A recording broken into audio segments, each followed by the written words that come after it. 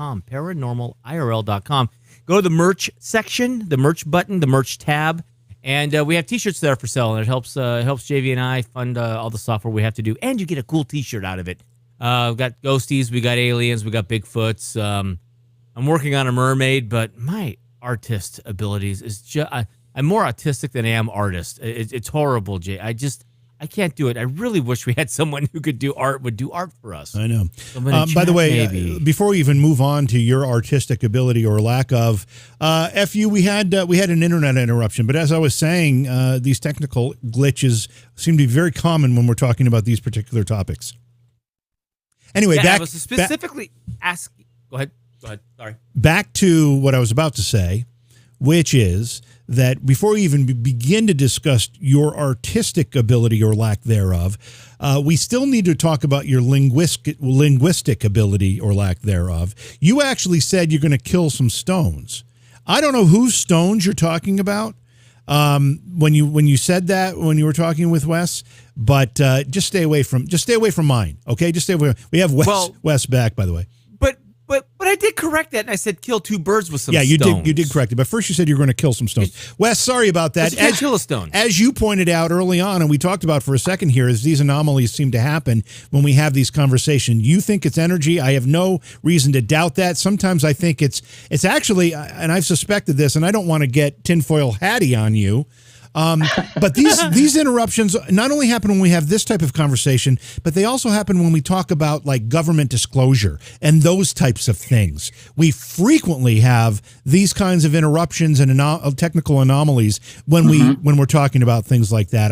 By the way, you're shaking your head. I'm assuming you're familiar with that experience as well. I am, the funny thing is, JB, and I know we don't have a lot of showtime left, so I do apologize. I'm working with a brand new computer with high bandwidth. Yeah, so it's not the computer. We know that. I don't think so. So I apologize. No, it's not your fault. Because we don't have a lot of time, I want to really it's his fault. Really want to fast forward. I want to just give us a sense of, you've talked about your relationship with particularly the one being the Palladian that you mentioned. But what is this? What is the purpose of the relationship, if for lack of a better word? Are they trying to get you to do something? Are you learning from them? Are they learning from you? Is this part of a greater plan that we're all going to be waking up to one day? What do you think's happening? I think, JV, it really is an exchange. I really think it's an exchange of knowledge and information. I don't think they need to take DNA samples anymore. That's ridiculous at this point. How many decades worth of that do they really need? Have we changed dramatically? So I think it's an exchange, and I think it's an awareness piece. And when I think about myself, it's like if people look at me and think, could I be that way? I'm not encouraging people to think they are this way, but if they think, could I have gone through that kind of experience? I can't explain certain things. Can you survive going through that kind of experience? Can you integrate it? The answer is yes to all that. It's yes to all that. And so my thinking is I had to decide subconsciously, am I going to wake up in this lifetime at some point and say, this is what happened? So I'm either going to let it wash over me or I'm going to do something about it positively. You, Britt had brought this up. You have communications now with other experiences, other people that have had similar types of encounters. But what's your advice to somebody who maybe like you were in 1980? You had an experience, couldn't make heads or tails out of it. You didn't do anything about it at the time, but it haunted you for 17 years. So there are people that have had these types of experiences and don't know what the first step is. What advice would you give them? I'd say the first step is find somebody you trust, family or not, and tell one person. I had told my ex, the person I was living with, and going through this, and she had thought it was curious. I don't know if she fully subscribed to it, but neither was she lacking in supporting me. And then I told a friend that I knew who was a close colleague. And then I decided to seek hypnosis, but tell someone, take the first step. I thought I could never integrate this into my life and continue to function as a normal person, but I did. There was a way. And is it because by opening up about it, it's a therapeutic process in itself? Another pretty well-known, I don't know what you think of him, Randy Kramer, told me at one point, it'll be the best thing you can do is to come out and start talking about it. Yeah, I mean, and he proved right. I suppose it's like most emotions. If you bottle them up, they manifest themselves in destructive ways until you're able to release them, and at that point, you can actually start benefiting from that release itself. And I think you're kind of saying the same thing here. I am. I got on with my life, and I thought for the longest time, how can anything else interfere with my fate and destiny? And it was about time I accepted it, because until I accepted it, I was still going like that, hand forward. No one's allowed to do that. Well, apparently they are. So. Yeah. And there's so much more to your story, Wes. We've almost run out of time here, so I hope you'll agree to come back at some point. But before we let you go, you've got a couple books out for people. You also have a website that's got a lot of information on it. Tell us about the books. Mm-hmm. Is there any particular order that you recommend people read? I think you've got 2 books available right now. The first book, called Intersections, was done by myself and Leslie, so it's co-written. She analyzes the experiences in the book. That one there, thank you very much. A true story of extraterrestrial contact. Leslie, I talk about something I've been through. Leslie does a little analysis on it. So I'd say look at that first if you're interested in that kind of book, and then An Experiencer's Garden. And I'm thinking about, we all live in a garden, and we're still learning to explore it. So this is my garden, a collection of experiences I tried to identify. And do you, I imagine you go to some of these, what we would call experiencer events or UFO conventions, and maybe tell your story at these things? I don't know if you do or not, but do you make appearances like that? Pre-pandemic, absolutely. Yeah, right. A lot of that hasn't happened. Most of the appearances are virtual. There's no Alien Cosmic Expo. There's something happening in Michigan in September. That might be the soonest opportunity I would get. But I'm always open to that for sure. And is information about that stuff on your website?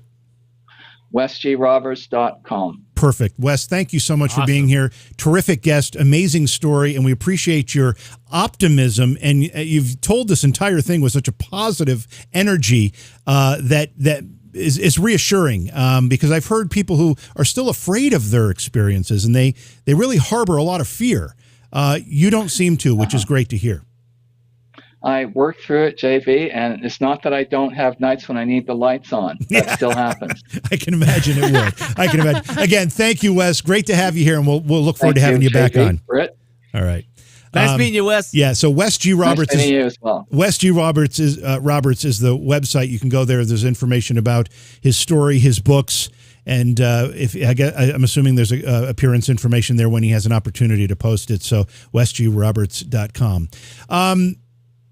These stories are always fascinating because there are a lot of common themes when you talk to different people who've had a similar experience. There are these little nuances throughout the stories that are very, very similar. And, so it adds a level of curiosity to it, in my estimation, because, they're all having very similar experiences. Yeah, that's why I was asking him about that. Now that he's open and talking in the group, and that's why are we compiling this information to build the yarn diagram thing where everything connects? Yeah. There's 6 degrees of Kevin Bacon right. going on, and try and figure out what it is. I will tell you this, JV. I was thinking about when he was talking about his stories and sleeping, and I have noticed that since I shifted to you on this show, talking about the subject matter that we've talked about, or what have we been doing this now? Almost 2 months now, I think. In there. Yeah, well, we did the rebranding. Yeah, I think we did the rebranding in April. So, So, I have noticed since I started doing the show, like I'll be asleep at night, and you kind of roll over and you kind of open your eyes a little bit, and there's a gigantic something standing over against the wall, like looking at me. And I will have to like turn the lights on, and then it's, was it really those clothes with that baseball hat up there that really gave me that look? And then, or the next night or another time in that sleep cycle of one night, I'll kind of open my eyes and it'll look like there's something moving around, humanoid-esque or whatever on the floor. And then I have to like focus on it and then take my phone and flash a little bit of light on it. And it's like, oh, it's just a chair with, and then there's the cat scratch arch there. But I've never had that problem before until I started doing this. Is this because you're hearing the stories of our guests? They're interesting stories. They're staying with you, and you're starting to incorporate some of those stories into your dreams. What's happening here? Maybe. Or are you having something else go on? Yeah, or did I have this all shut out before? Because when I left Ghost Hunters, I was so burnt out on all that. No more bumps. No, I don't want to know. I just shut. But now that we started doing this, am I starting to see that? Or because we're talking with these guests that have these attachments or these overlords or these seers or these observers, they're like, well, that guy's pretty screwed up and crazy. Let's go see what he's all about. He's a little messed up. He's doing acid and DMT. Even though I'm joking, but maybe they don't know that. Yeah. So they're coming over. I don't know. All I know is I used to sleep like a rock, and I could open my eyes in the middle of the night. I knew exactly what was going on, and I go right back to sleep until I was starting to do the show, and it's like, what the hell is that? And then I kind of get, I had a wicked nightmare a few nights ago, maybe a couple weeks ago now. I'm horrible with time, but such a nightmare that felt so real. I woke up in a panic, but it was this black devil mouth crawling around the bed and oh my God. Like legit. And it was right after we were talking to that person. I forgot who it was we were talking to, but I started asking about religion and demons and stuff. And then all of a sudden I get this crazy ass dream that literally I woke up, my heart was racing. I couldn't go back to sleep. You know what? Like, when I was 8 years old, 7 years old, I wanted to watch the movie Dracula. And my mother said, no, Jimmy, you're too young to watch the movie Dracula. You can't watch it. I was pissed off. But you know what never happened? I didn't have nightmares about Dracula at 8 years old. So maybe I'm going to have to start filtering some of this content for you, Britt, because you seem to not be able to handle it when you go to bed. No, I don't know. I mean, it is what it is. It's not like I'm like terrified, but it's like, why now am I seeing this? Yeah. Why now am I? Is it because my filters are opening back up and because I truly believe that a lot of us, when we're growing up, that you don't have an invisible friend, Jimmy, that you're making stuff up. Stop making, and we just filter and we shut it down. The brain closes it all, and then we start to play with the ghosty stuff and reach out and we start to experience stuff. So then our filters loosen to where we can experience more and more stuff. I think kind of how that works. And I wonder if that's just what's happening now, but. Just by talking to these people, am I opening a door to let them come observe me? Well, I think if I nothing really else, don't want them watching me in the middle of the night. I don't know if they're observing you or not, but I think if nothing else, you're opening your mind to these ideas that you probably haven't even thought of because you haven't had these conversations before. So maybe that's what's happening. You're opening, and your mind is just wrestling with some of these ideas. Wrestling with the maybe. And maybe you're having your mind open is allowing some of this phenomena to reach you. I don't know, because I don't want any more knowledge about what happens to you while you sleep. I just don't want to know any more because I've actually shared a hotel room with you before, and that's enough. Yes. I got enough when we did that. Do you know the Mothman story? Are you really familiar with the story of the Mothman?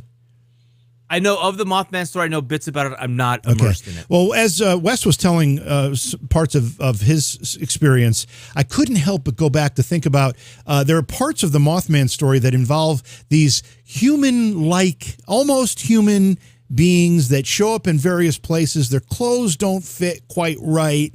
They don't know what a pencil is. Like, there's one famous story where one of these beings went to the reporter that was reporting on the story, was trying to talk to this reporter. She handed him a pencil and he didn't know how to use it, kind of thing. And as Wes was saying, the little girl didn't know what a refrigerator was, didn't know what a chair was, didn't know how to use the steps. So, again, I keep talking about there are other people that have had experiences very similar to what Wes was describing, which makes it all the more interesting. And yeah, I mean, it was great I wish we had more time with him because, like I had said when we were letting him leave, we only scratched the surface, and there was so much more we needed to ask, and we just didn't get an opportunity to this time. We'll have to have him back. Yeah, we're going to do that for sure.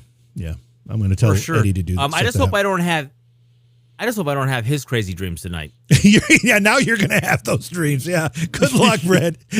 Don't take an Ambien. Don't take an Ambien because you'll be out in the middle of the street having those dreams.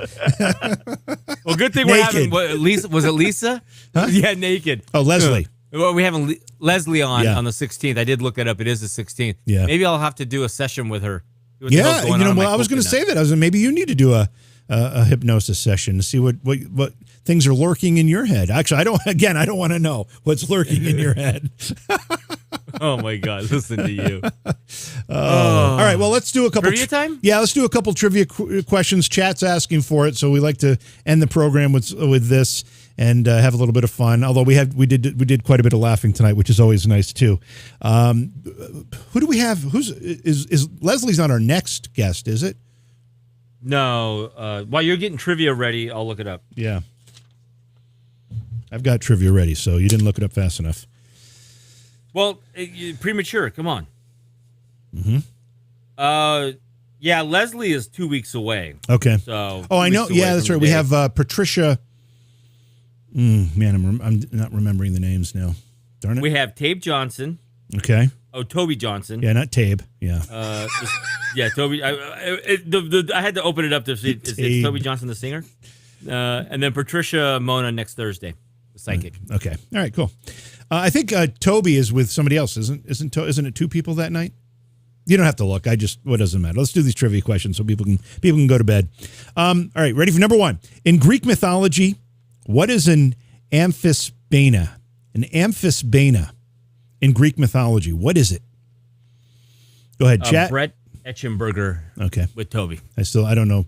I don't remember what they're going to be talking about, but I'm sure it'll be fun. Bigfoot. Oh, okay. Good. Good. What was the question? The again? question Please is repeat the in question Greek. again? Yeah, in Greek mythology, what is an amphisbaena? Amphisbaena. Yeah. Amphisbaena. Or is it amphisbaena? I don't know how. I mean, I guess it's amphitheater, but maybe it's amphisbaena. Baena. So amphisbaena. I'm gonna go with it is. Oh, I totally forgot the dude's name. I'm an idiot. Amphisbaena. Thank you for that clip. I'll cut that out for later. Amphisbaena is an amphitheater where the pains in our ass pontificate at, kind of like our politicians. Gotcha. And they pontificate about stupid stuff about how they're going to overlord us. So it's in an amphisbaena. It's an amphitheater of pain. Okay, nice. In chat, we've got one of their gods. We've got an ant-eating serpent. We've got a big bana, something from the sea, a water sprite, a staff, a serpent. And my YouTube chat is not working. And it's working here, so maybe you have to refresh. I don't know. Okay. So a whole bunch of... Okay, so again, the question is, in Greek mythology, what is an amphisbaena? The answer is... Turn it over here. Oh, somebody knew... FU knew this. An ant-eating serpent. Wow, okay. It's with two heads, one on each end of its body. Later, the term was repurposed as the scientific name for a real species of worm lizard. So it was a mythological creature, and then it became the name for a real creature. Hawaiian in town. It's the wife, the bane of my existence. All right, here we go. We've got a twofer here on this trivia of the day calendar. So this is a weekend page, and we'll have two here, and then we'll finish up. What breed of dog yodels instead of barks? What breed of dog yodels instead of barks? Britt? That would be it's an exotic dog, and I believe it's from the Middle East somewhere. It's called a Basenji, and it literally yodels. It's a yodel. And I believe the dog's breeding was for warning. It would sit on top of the castle walls or whatever in the Egyptian area, and then when it would see someone, it would start yodeling, and that. It would. That's what would notify the guards. Oh, trouble's coming. Release the cats in the Egyptian area. Yeah. Okay. So here's the thing, chats. Even more important than whether or not you know the answer to this question is Britt giving a real answer, or is he bullshitting us? Which of the two is happening right here? Is that a game called Boulder Dash? I think it is. Yeah, I think it is. Yeah. So if you don't have an answer, tell me if you think Britt's answer is legitimate or he just made all of that up. Now, if you know Britt, you probably already have the answer. Oh my God. FU says you're being truthful. Okay. We have a hound dog. We've got a bloodhound. We've got a husky. We've got a Saint Bernard. We got a beagle. No. Let's see what else. Those howl. They howl. It's different than a yodel. Yeah. Swiss doodle. Yeah. I mean, immediately you'd think Swiss Alps, some kind of Swiss Alps dog. A couple people. Okay. We're getting. What did you say the breed was? It's a Basenji. It has a really cool coat too. It's real cool. Cool color. I am it's a seeing small dog. It's like the size of a large cat. I am seeing Basenji in the chat room. So I think Britt might have actually told the truth this time. I think it's maybe the only time Britt has actually given a legitimate answer to the question. And the answer is yes, Basenji. Another unusual Basenji quirk, they groom themselves like cats. Yep. Did you know that too?